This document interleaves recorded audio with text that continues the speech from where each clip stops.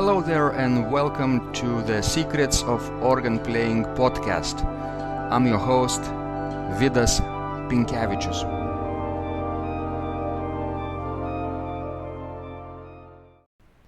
Today's guest is Jan Karman, a composer from the Netherlands, a medieval city of Middelburg. I was really interested to talk to Jan about his great project of composing fugues, organ fugues based on the Genevan Psalter. Now, Genevan Psalter is a collection of 150 metrical psalms, basically like chorales or hymns, that were created at the beginning of Reformation in the 16th century, and basically Jan undertook this project in hope of completing all those 150 melodies, composed the fugues in 4, 3 or even 5 parts.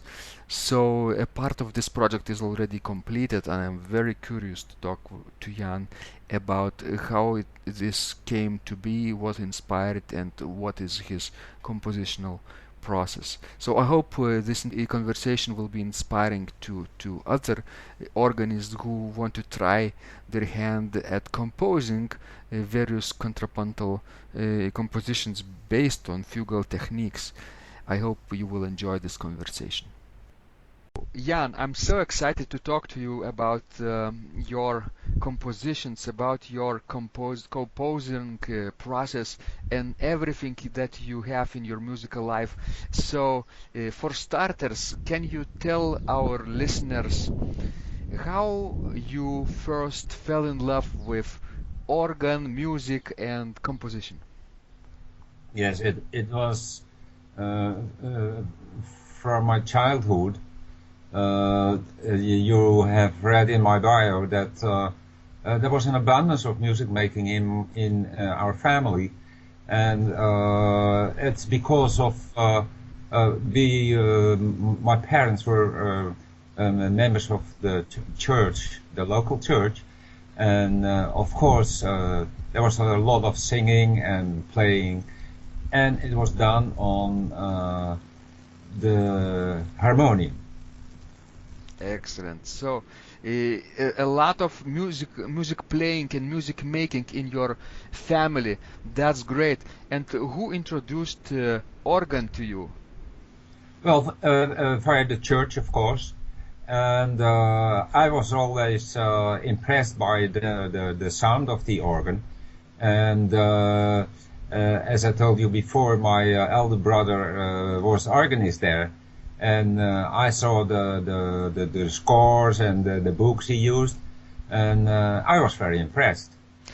Well, it reminds me of a story that Johann Sebastian Bach also had an older brother, right? And he was also very interested and amazed in what his older brother did, and always tried to be curious about the things that his brother did. So it reminds me of your also childhood, right? You better not use my name in one line with Johann Sebastian Bach. I think we will in several occasions during this conversation, as you will see. Okay. Excellent. So, Jan, you have an interesting career. You are not only composer, but you made a career in actuarial science, right? Yes, right. Can you explain to our listeners what it is and what you do? The actuarial science is the science about the knowledge of mathematics of life insurance. And it has to do with, in short, the combination of finance and statistics of populations.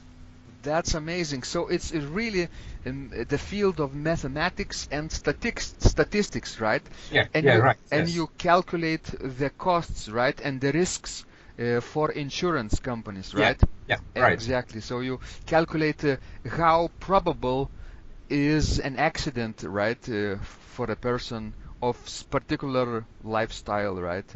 Yeah, right. Yeah, Excellent. So yeah. a lot So, of collaboration. in fact, you evaluate the the values of you're estimating the values of probabilities of uncertain events in the future. Yes, probability theory, very important. And is music connected with to you as a science or art where numbers also take big role? Music and numbers, how you relate music and numbers? It's interesting. Well, it's the classic perception, but I think it's just a matter of the brains. You know probably the book of Daniel Levitin. Yes. Uh, so uh, that's an amazing book.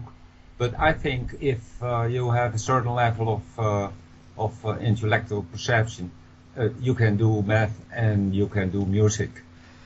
And your life shows us that you don't necessarily have to be trained musician, professionally trained musician right from the early age in order to make music and compose music, right? You can make a career in one field, like you say in actuarial science, and suddenly or gradually come up with your musical ideas and start to develop those later.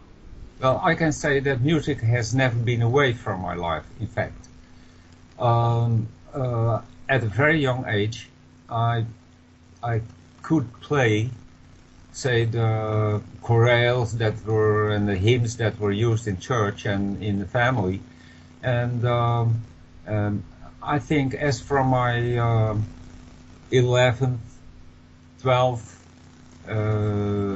I played in the church and played services. So organ and music was always a part of your life, right?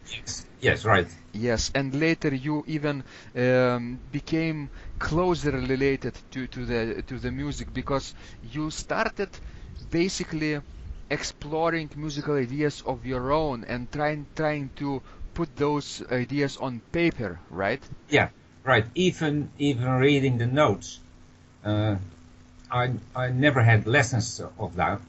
Um, uh, that was actually much later, when I was 16, 17 or something. Well, that's amazing. Organ lessons at 16 or 17 years old. Yep. And so, do you still play organ sometimes? No, no, I never do, because I have no organ available, and it is very hard. There are many organists here. There are very beautiful organs in our city, and we sometimes are visiting the concerts.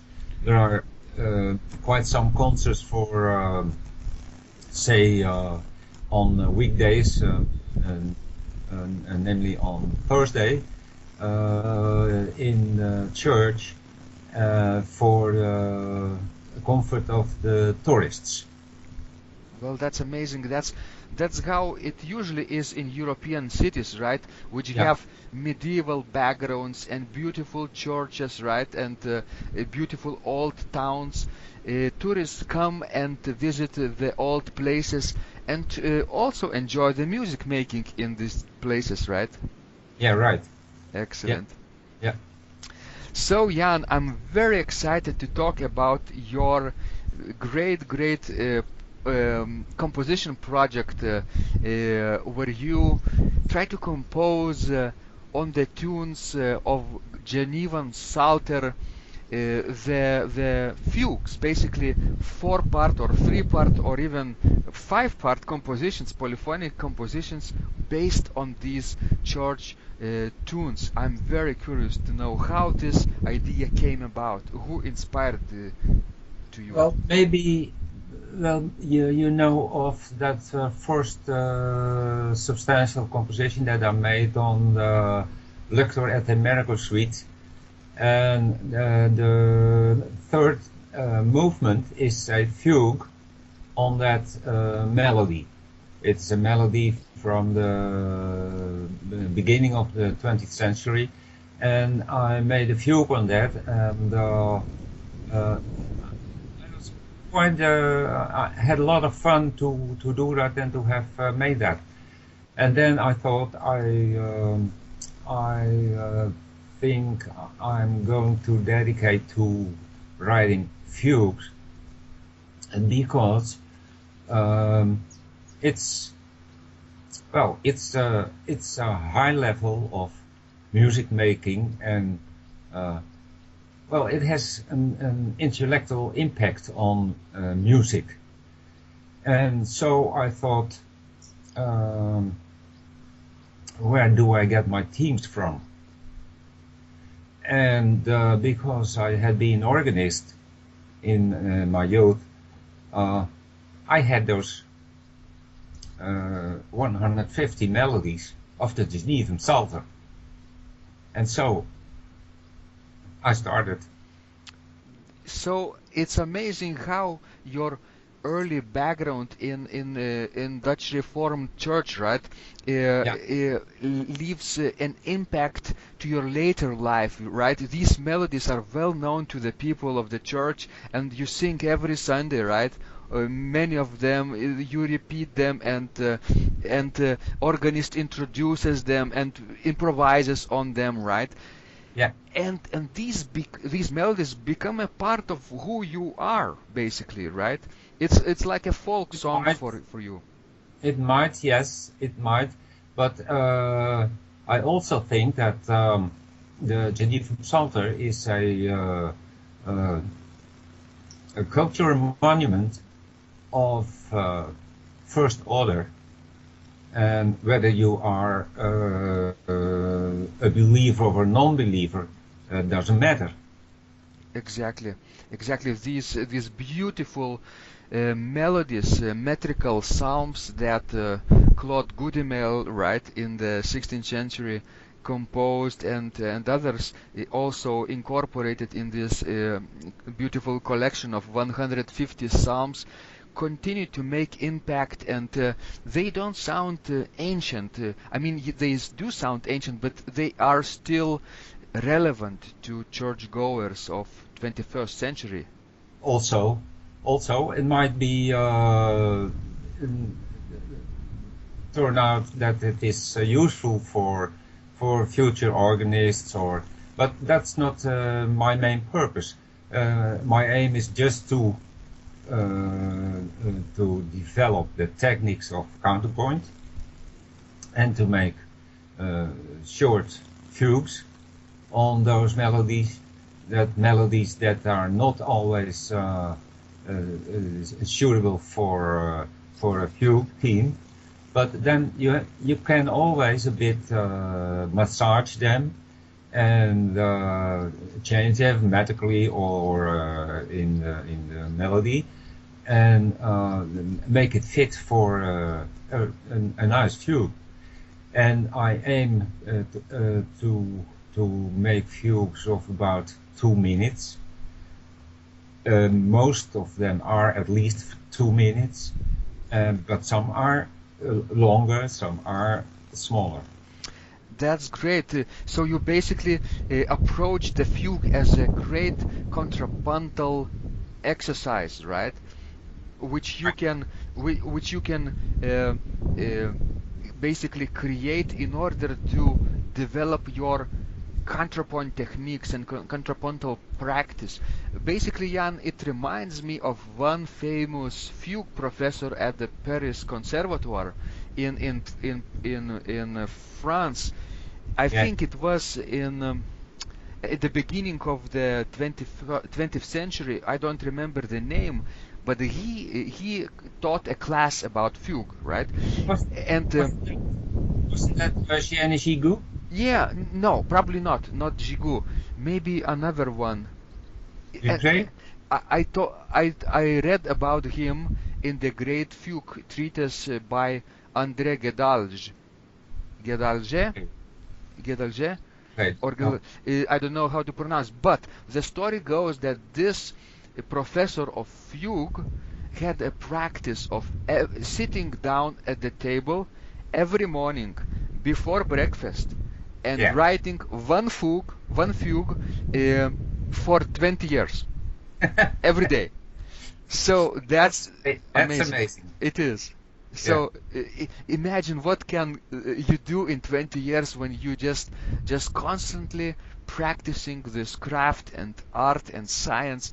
So when you wrote about this great project of yours, Genevan Psalter Fugues, I thought, yes, I have to talk with Jan. He has great Okay. ideas and Yeah, experience. thank you. Excellent. Yeah. So Jan, um, why fugues are so fascinating to you when you write those? Why do you like them Uh, as opposed to other well, musical forms? well, my admiration goes back to the Renaissance composers, Yes, like Lassus, Palestrina, and many more, Willard, and uh, those composers were amazing because they wrote uh, uh, polyphonic pieces in sometimes 8, 10, 12 voices. exactly. That's that's really amazing. That's really hard to imagine in these times today, in modern days, that composer of such an excellence like Obrecht, right, Palestrina, Yeah, right. Yeah, Orlando di Lasso, or even Ockeghem would create a canon for 40 voices, right? We know that. Or absolutely.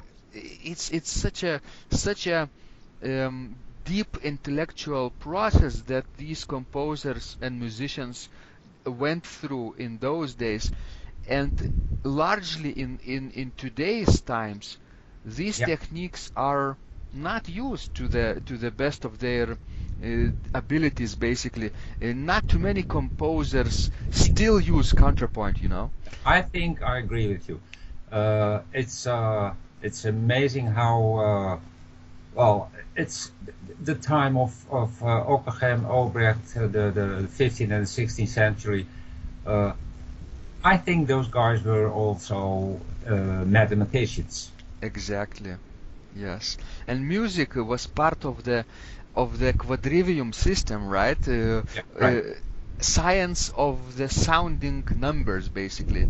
It wasn't an art of emotion like today, basically, but it was a sounding number, like architecture. It was Right. Yes. architecture was a number in in uh, in the basically in the building's proportions, right? And it was very important for music as well. Exactly.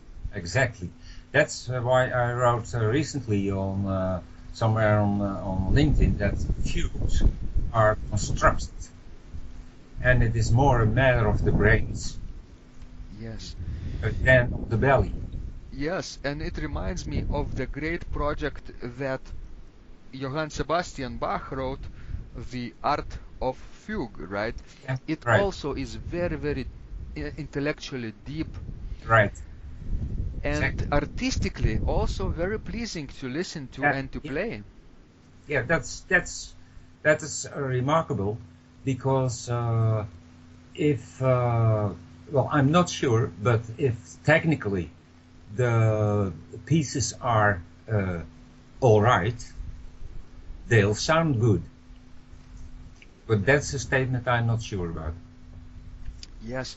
Um, um, if sometimes compositions can be intellectually very deep, Yeah, but musically they wouldn't sound very yeah, so right. interesting, right? Yeah, that's what I mean. Or Yeah, right. understandable, right? Right. You have to have more deeper knowledge of the on the construction of the music in order to fully appreciate it. Yeah, But right. with Bach Art of Fugue, of course, it all sounds very beautiful, beautiful. Yeah, right. And when you compose fugues, you also try not only to embody this intellectual depth of the contrapuntal techniques, you also try to probably make the piece sound Uh, beautiful. yeah, right. I try to. Well, I'm not very concerned about the consonants or dissonance, but I'm concerned about how the whole is sounding smooth and nice. You know, Yes. it should still be a neat polyphonic composition. Yes, and when you say polyphonic, you mean that several melodies are interacting with another, right, with one another Yeah, at the same time. One can imitate a melody, right? Imitation techniques is used, or even contrasting polyphony, where one voice is moving in quarter notes and another is in eighth notes, in yeah, contrasting rhythms, basically. yeah. So, Jan, I'm very curious about your compositional process. How do you start creating a fugue? Well, I first have the theme, which is free because it's from the songbook from the church. Yes. That's one. And sometimes such melody is a bit dull and it has to be massaged. And there are several samples. Some I'm taking literally because they are so nice and artistically deep. But others you have to decorate, or let me say you sometimes um, uh, even losing the course of the original melody. And but okay, then I have my team, and of course I know the technique of how a fugue should be made, and that's what I follow. And after the exposition, yeah, then you have to. That's the work is then coming.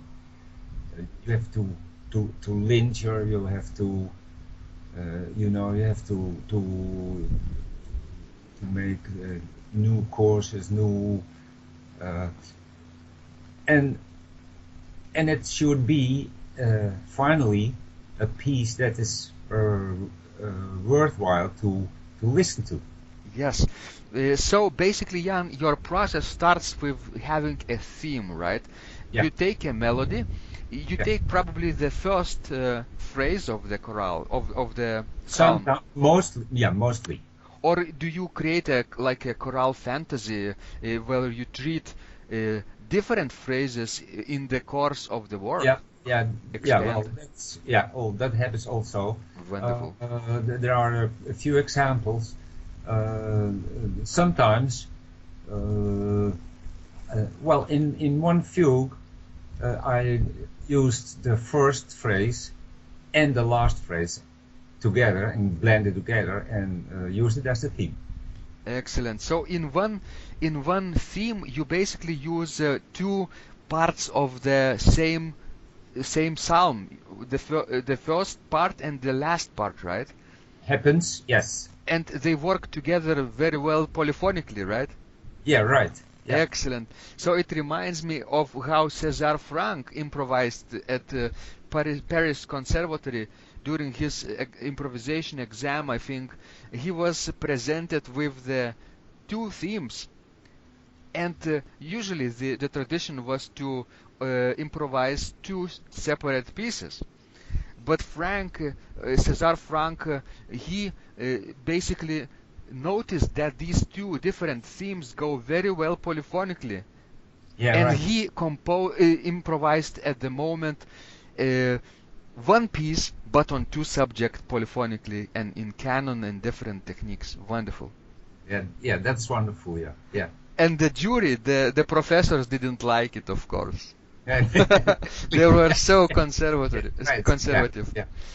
So Jan, when you have a theme, you start to make it more musically interesting, right? To add more rhythms, lively rhythms, right? Right. Sometimes you change the rhythm and sometimes the meter, right? Yeah. Excellent. To make it more alive and more musically pleasing. Yeah. But of course I try to preserve the course of the original melody, and like in my Psalm 3, I change it rhythmically. Make, for instance, two half notes in a punctuated half note and a chord. Yes. Yes. See, then you make it rhythmically more interesting.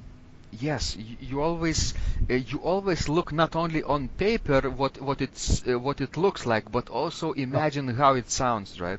Yeah. And how the listener perceives it. I think the sound is most important. Exactly. And not the theory. The theory comes after the sound. That's always the case, Jan. Excellent. So, when you have the theme and try to compose, we have to remind our listeners who are listening probably from various countries all over the world, and they probably not everyone knows how the fugue is constructed. Can we discuss a little bit the parts that go into the fugue? For example, fugue, answer, counterpoint, right? Basically intermedios, then basically episodes, related keys, these techniques. It's very interesting. Yeah, okay. If you have your team, then you create against that theme the second voice, which is or dependent on the theme, or it is an independent melody that fits under the first main theme. And that's to say that there are certain rules, like it should be a fourth lower or a fifth higher. So is the third voice. If it comes, the second is done, then the third voice come in the original key, and the fourth, if there is a fourth, comes again a fourth lower than the third. So that are rules that you need to take care of. Then after that is done, well, this process, this part is called the exposition. It's effect, the exposition of the theme and the counter subject. Then there is a period, an episode of lingering. The composer is very free in how to handle that, how to do that. But it should always be elements from the team, taken from the team. And well, he can, the composer may show the original theme in all kinds of keys related to the main key, and he is very free in how to do this. I'm not now on the name of the part that free episode is called. We call it basically maybe episode or intermedium, right? Yeah. Okay. Yeah. Right. So, and if you are done with that, then you could finally close with the coda, or you can close with stretto. The stretto is hard. It's not that easy, because stretto means that you start with the voices before the main theme has been ended. Yes. And that means that it should be a melody like a canon. Yes. So this canonic technique is very important for the Yeah, right. last part of the fugue, isn't it? Yep. Yeah, right. So basically, when you create a fugue, probably you try to try to test your theme if the canon can be created out of the theme first, right? Yeah, that would be ideal. Yes, right. And Excellent. it's not always possible. Not always, yeah. So Jan, when you have the theme and you have this exposition of four parts, right? One is in the tonic, another is in the dominant, and the third is again in the tonic, and the Yeah, fourth is in the dominant again. right. Basically, Okay. in various voice dispositions, can be soprano, alto, tenor, bass, can be soprano, um, uh, uh, basically alto, soprano, bass, tenor, various dispositions, right? Yeah, right. Ex- And you are free in with to start with voice. So you can start in the bass, you can start in the tenor, you can start in the alto, and so on. yeah, that's right. Various dispositions are possible, and it all depends, of course, on the character of the theme, and uh, and where would you like to put your counter subject, either on top or below, right? Well, uh, it depends. I have no preference for that. I have not. Uh, I think it's easier to have it uh, below the main theme than on top of the main theme. Yes. Otherwise, you have to. Uh, you're bound to make a reversible counterpoint. Yes. So basically, in the fugue, these two main musical ideas, subject, or as we call the theme, and the counter subject, Yeah. the counter melody, have to be constantly inverted. Sometimes the theme is on top, Yeah. sometimes counter subject is on the top. So Yeah. basically, that means that the intervals that you use can have to be invertible intervals. Can you explain what invertible means? Invertible means that when you write a counterpoint of two voices, that the voices can be interchanged. Interchange. Yes.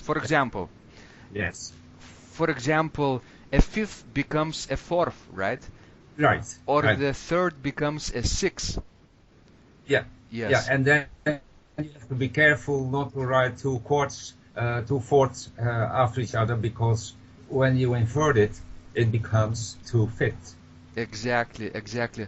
So, and two consecutive parallel fifths are forbidden in this kind Yeah. of music, Yeah. Right. Yeah. as well as octaves.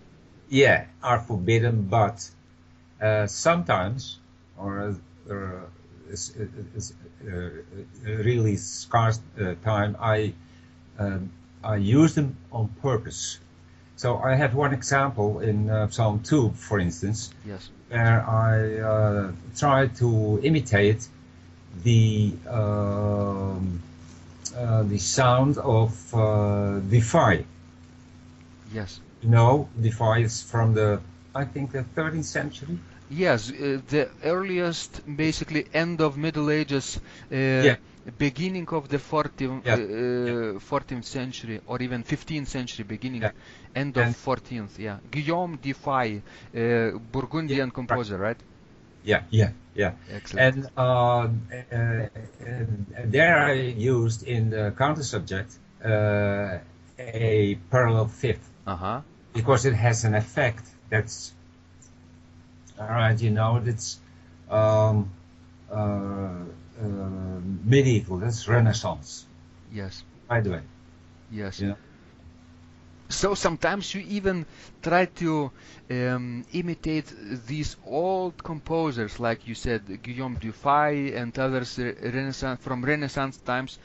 But your fugues, I have to say, they do not sound very ancient, right? You try to be present in these times too, also that people, listeners today in 21st century could appreciate as the real contemporary art as well. Oh yes, I use I do not avoid, for instance, parallel sevenths. Yes. Uh, in fact, I like to use parallel sevenths. It can be very nice, and listener, especially in 3 or 4 voices, can be sound very smoothly. That's correct, Jan. That's very amazing. That then you take these rules, polyphonically rules, and you also um, create the music quite creatively, right? You bend the rules, you apply the rules to your situation, and not necessarily very strictly, right? No, right. Yes. Well, of course, I have read some theory on those techniques, and you probably know the little book of Jepsen. Yes, yes. The Danish teacher, and he is discussing the Palestinian style, and that already is different from, for instance, the Bach style. Exactly. So fugues were written in all times, right? In Right. Renaissance, in the Baroque times, Romantic, classical times, even in the 20th century, modern times, and these techniques are still relevant today. I think so. I think so because it gives you deep insight in what exactly happens in music. Exactly. So Jan, what can you tell our listeners who would like to try out the exercise in writing fugues themselves? How they could start writing fugues? Um, uh, What's the first thing they have to do? I think they should first know something about the theory. So reading reading a book or just a chapter on how fugues are made is essential. Otherwise, you won't know what it is. Yes, yes. And there is a lot of theory. There's a lot of literature on this technique. And well, can I recommend someone? No.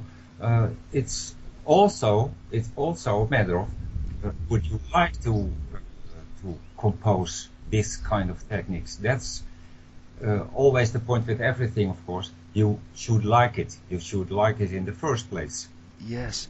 So basically, Jan, can a student also read some literature, but also can he or she look at the real music, other composers, right? Analyze the fugues themselves and get inspiration. I would say there is an amazing book, an excellent book, just for practice.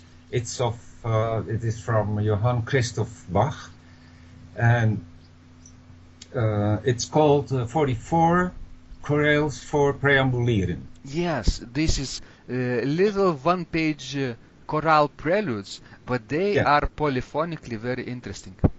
Right, and this is basically I would say the first or the second lesson in writing fugues. He has 44 pieces, and they are all built like not pure fugues, but they are fugue-like setup. Fugal composition, fugato technique, right? Yeah. Right. That's And further, of course, you can't miss Johann Sebastian Bach with his all his work on fugues and many composers of that time. I would call Johann Caspar Ferdinand Fischer, for instance. Uh, and that is melodically also very nice music. yes. So although Bach didn't write the fugue treatise, right? But he left this monumental work, Art of Fugue, and also well-tempered clavier. Yeah, right. And we remember that later music theorists like Marburg created a treatise on fugue later based on Bach's works. Okay, I don't know that. Marburg was, you could check it out. It's available on facsimile edition and also translations. About he basically analyzes Bach's major fugues and discusses how these fugues are constructed and gives exercises. It's like the first exercise book on fugue. Yeah, right. First serious exercise book. But there are sometimes complicated pieces. Yes, exactly. So Jan, amazing work as always to hear you compose and listen to your pieces. I will definitely put some links to your website, right? Where can your listeners connect with you online? What's your website, main website? It is www. Yes. Dot Ganuenta. Yes. That's spelled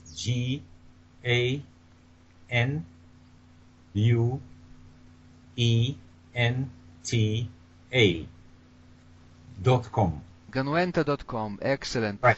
So they will find everything that you have composed, created, and probably they will find also in between projects, continuous projects, like the work that you do today, right? What are you doing right now? What you are composing right now? Well, I'm now busy with the 20th of the Genevan Psalter. Yes. Because that would complete my first 25 pieces of the Genevan Psalter, and then it's I could say the first of 6 volumes, you know. Yes. And well, I don't know if I going to do something with it, but. I have the objective to make that part complete. The first 25 fugues, right? Yeah. And you're now working on number 20. Yeah, right. Excellent. Excellent. So 6 or 5 more to go, and the first phase of your grand project will be... No. It's the only one what's missing now. Ah, you have already... That's missing. Yeah, right, yeah. So yeah. only one is missing, and you will have completed right. this first phase of your project. So, yeah. It's not so that I did it on